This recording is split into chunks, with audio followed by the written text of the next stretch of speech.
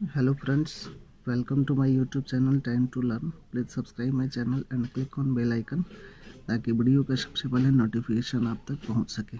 आज के इस वीडियो में हम लोग पढ़ेंगे न्यूमेरिकल्स, कुछ एनसीईआरटी का न्यूमेरिकल से देखेंगे। An electric iron consume energy at the rate of 840 watt when heating is at the maximum rate and 360 watt when heating is at the minimum। एक इलेक्ट्रिक आयरन है जो एनर्जी को consume करता है जब वो मैक्सिमम हीट होने maximum rate पे वो 840 वाट और मिनिमम रेट पे 360 watt. When heating is at minimum, voltage है 220 volt. What is the current and resistant in each case, हर केस में करंट और रेसिस्टेंस उसका निकालना है।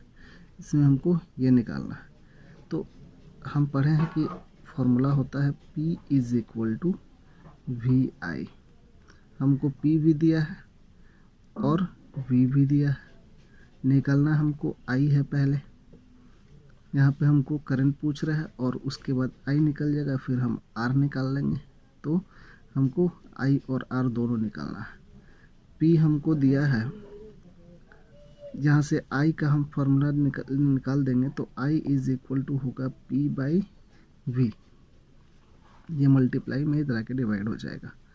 अब केस फर्स्ट, एट मैक्सिमम में देखेंगे तो I is equal to P 840 और V है 220। एक ज़ीरो से एक ज़ीरो कैंसिल हो गया। इसको हम सॉल्व करेंगे तो 3.82 एम्पियर आएगा। I का यूनिट होता है एम्पियर, तो 3.82 एम्पियर आएगा। फिर हमको अब R निकालना है तो R इज इक्वल टू होगा V बाई आई।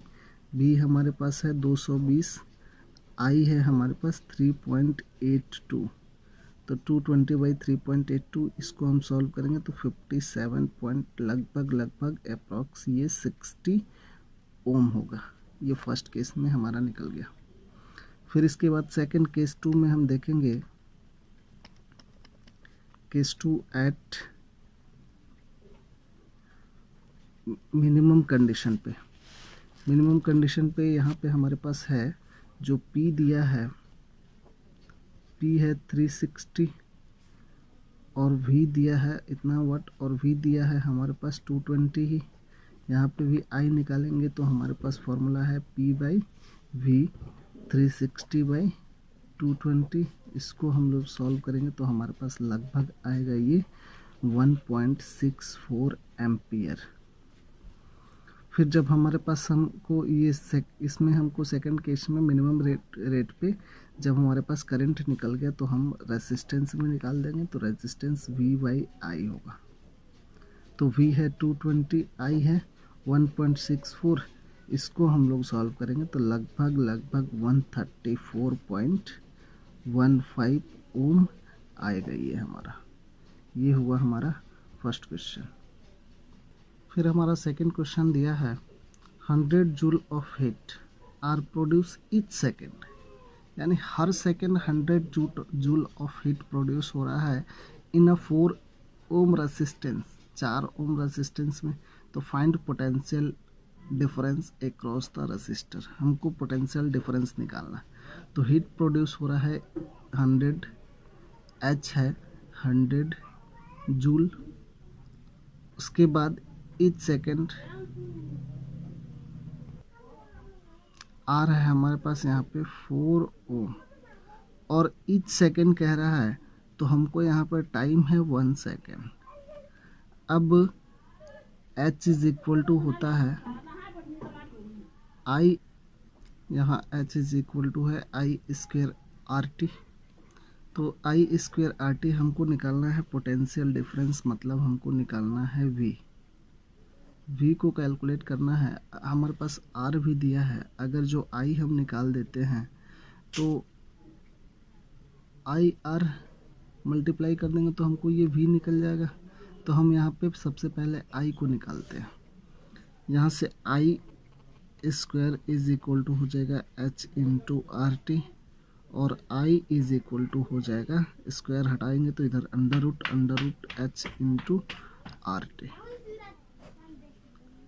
h जो है वो 100 है, r है 4, t है 1, 100 और 4 1,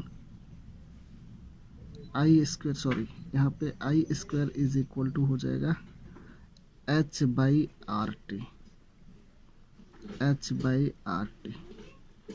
तो h बाई आर यानी 4 इंटू 1 ये हमारे पास आ जाएगा। तो ये हो जाएगा √25 जिसमें हमको मिल जाएगा 5। तो I इज इक्वल टू आ गया 5 एम्पियर और R जो दिया है वो 4 ओम दिया है, तो V इज इक्वल टू होता है IR, तो 5 इंटू 4 यानी 20 वोल्ट। ये हमारा हो गया 20 वोल्ट। इसके बाद नेक्स्ट है हमारा इलेक्ट्रिक पावर। इलेक्ट्रिक पावर पढ़ेंगे तो the rate of doing work is called power. Rate of doing work को ही हम लोग क्या बोलते हैं, पावर बोलते हैं, या फिर इसको हम ये भी बोलते हैं this is also the rate of consumption of energy. Rate of consumption of energy भी क्या होता है, पावर ही होता है, और इसको हम डिनोट करते हैं किसी से, पी से। तो उस दिन हम लोग पढ़े थे P is equal to V I होता है, यहाँ से v इज इक्वल टू होगा I R, v is equal to I R होगा, हम यहाँ पे v की जगह पे आई आर प्लेस करेंगे और एक आई पहले से, तो ये हो जाएगा आई स्क्वायर आर। फिर एक आई को अगर जो हम यहाँ से हटाते हैं तो आई इज इक्वल टू होता है v बाई आर, तो यहाँ पे p is equal to v into I की जगह पे v बाई आर रखेंगे तो v स्क्वायर बाई आर हो जाएगा। ये हमारे पास। अब इसका जो SI यूनिट होता है, SI यूनिट इसका वाट होता है, पावर का SI यूनिट वाट होता है। हम अगर जो बोलेंगे कि 1 वाट को डिफाइन करना है तो 1 वाट को कैसे डिफाइन करते हैं, तो power consumed by a device that carries 1 ampere of current. अगर जो 1 एम्पियर का करंट होगा और अब ये ऑपरेट होगा कितने वोल्टेज पे, तो 1 वोल्ट पे ही ये ऑपरेट होगा, तब वहाँ पे हमारा पावर जो होगा वो 1 वाट होगा। अगर जो कोई भी इलेक्ट्रिकल डिवाइस है जिसका करंट है 1 एम्पियर, जिसमें जो 1 एम्पियर करंट कैरी करके रखता है और वो ऑपरेट होता है 1 वोल्ट पे, तब हम लोग बोलेंगे पावर जो कंज्यूम होगा वो 1 वाट होगा। The unit watt is very small, therefore we use larger unit called kilowatt. जो यूनिट वाट होता है वो बहुत स्मॉल होता है, इसलिए हम लोग इसको एक लार्जर यूनिट यूज़ करते हैं जिसको हम लोग किलोवाट बोलते हैं, और 1 किलोवाट में होता है 1000 वाट। 1000 वाट। अब इसके बाद है electrical energy is produce of power and time is product of power और टाइम। जो इलेक्ट्रिकल एनर्जी होता है वो पावर और टाइम का क्या होता है, प्रोडक्ट होता है। So unit of electrical energy is watt hour, इसलिए जो इलेक्ट्रिकल एनर्जी का यूनिट होता है वो वाट आवर होता है। अब हम लोग डिफाइन करेंगे वाट आवर को, तो वाट आवर अगर जो 1 watt hour is the energy consumed when 1 watt of power is used for 1 hour।